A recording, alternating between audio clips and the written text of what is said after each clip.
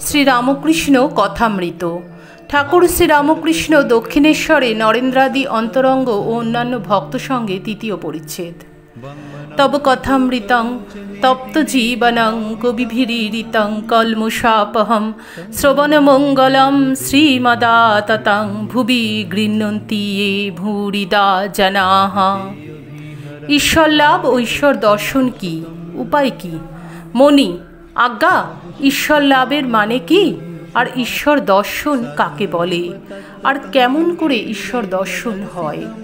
শ্রীরামকৃষ্ণ, বৈষ্ণবরা বলে যে ঈশ্বরের পথে যারা যাচ্ছে আর যারা তাকে লাভ করেছে তাদের থাক থাক আছে। প্রবর্তক, সাধক, সিদ্ধ আর সিদ্ধের সিদ্ধ। যিনি সব পথে উঠেছেন তাকে প্রবর্তক বলে।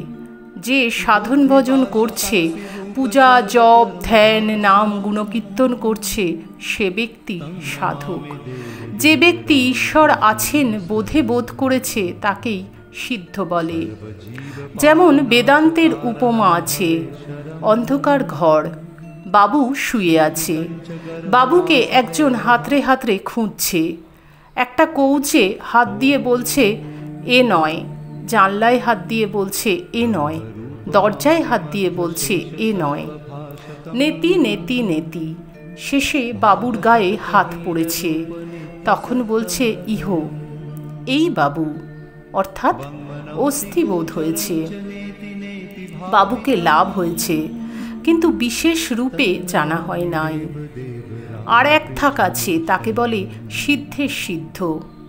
বাবুর সঙ্গে যদি বিশেষ আলাপ হয় তাহলে আর এক রকম অবস্থা। যদি ঈশ্বরের সঙ্গে প্রেম ভক্তির দ্বারা বিশেষ আলাপ হয়, যে সিদ্ধ সে ঈশ্বরকে পেয়েছে বটে, তিনি সিদ্ধের সিদ্ধ, তিনি ঈশ্বরের সঙ্গে বিশেষ রূপে আলাপ করেছেন। তাকে লাভ করতে হলে, ঠাকুর বলছেন, কিন্তু তাকে লাভ করতে হলে একটা ভাব আশ্রয় করতে হয়। শান্ত, দাস্য, সখ্য, বাৎসল্য বা মধুর। শান্ত কি? যা ঋষিদের ছিল। তাদের অন্য কিছু ভোগ করবার বাসনা ছিল না। যেমন স্ত্রীর স্বামীতে নিষ্ঠা, সে জানে আমার প্রতি কন্দর্প। দাস্য কেমন? যেমন হনুমানের, রামের কাজ করবার সময় সিংহ তুল্য। স্ত্রীরও দাস্যভাব থাকে, স্বামীকে প্রাণপণ সেবা করে। মার কিছু কিছু থাকে, যশোদারও ছিল। সখ্য ভাব, সখ্য হলো মধুর ভাব। এসো এসো, কাছে এসে বসো।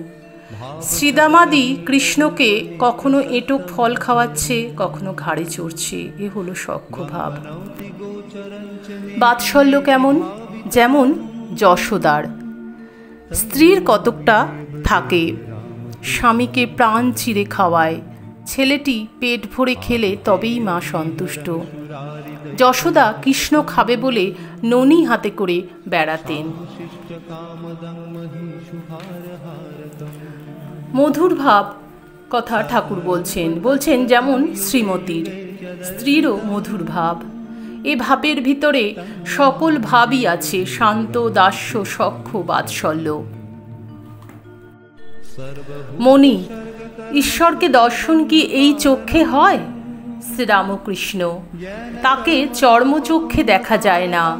সাধন করতে করতে একটি প্রেমের শরীর হয়, তার প্রেমের চক্ষু, প্রেমের কর্ণ, সেই চক্ষে তাকে দেখে, সেই কর্ণে তার বাণী শোনা যায়, আবার প্রেমের লিঙ্গ জনি হয়।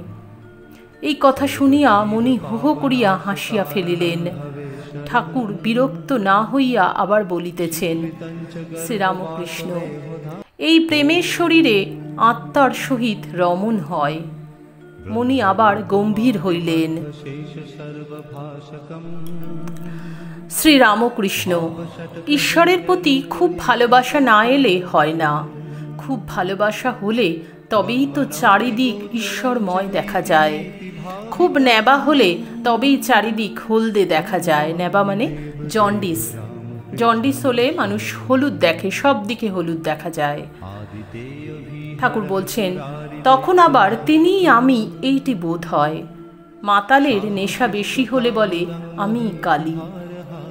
গোপীরা প্রেম উন্মত্ত হয়ে বলতে লাগলো আমি কৃষ্ণ। তাকে রাত দিন চিন্তা করলে তাকে চারিদিকে দেখা যায়। যেমন প্রদীপের শিখার দিকে যদি এক দৃষ্টে চেয়ে থাকো, তবে খানিকক্ষণ পরে চারিদিক শিখাময় দেখা যায়। ঠাকুর শ্রীরামকৃষ্ণ দক্ষিণেশ্বরে অন্তরঙ্গ ও অন্যান্য ভক্ত সঙ্গে কিয়দাংশ সমাপ্ত। তৃতীয় পরিচ্ছেদ কিয়দাংশ সমাপ্তম। ওং নিরঞ্জনং নিত্যং মনন্ত রূপং ভক্তানুকম্পং ধৃত বিগ্রহং বৈ ঈশবতারং পরমেশমিড্ডং তং রামকৃষ্ণং শিরসা নমামি। জয় ঠাকুর।